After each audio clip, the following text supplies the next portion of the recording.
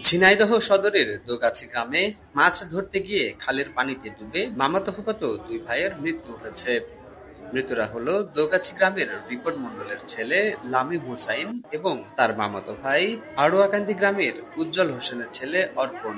আজ দুপুর 12টার দিকে তাদের মৃত্যু হয়। জানা যায়, গত একদিন আগে সদর উপজেলার দোগাছি গ্রামে লামিম হুসাইনদের বাড়িতে দাদির সাথে বেড়াতে আসে অর্পণ। এরপর আজ সকাল থেকে লামিম ও তার মামাতো ভাই অর্পণ পার্শ্ববর্তী খালে বড়শি দিয়ে মাছ ধরতে যায়। সে সময় অসাবধানতাবশত তারা পানিতে পড়ে যায়। কিছুক্ষণ পর খালের ধারে তাদের দেখতে না পেয়ে পরিবারের সদস্যরা ও এলাকার মানুষ খোঁজাখুঁজি করতে থাকে। কিছুক্ষণ পর খালের পানিতে ভাসতে দেখে তাদের উদ্ধার করে ঝিনাইদহ সদর হাসপাতালে আনলে চিকিৎসক শিশু দুটিকে মৃত ঘোষণা করেন। কর্তব্যরত চিকিৎসক ডাক্তার ফারহানা শারমিন বলেন, আমরা শিশু দুটিকে মৃত অবস্থায় পেয়েছি।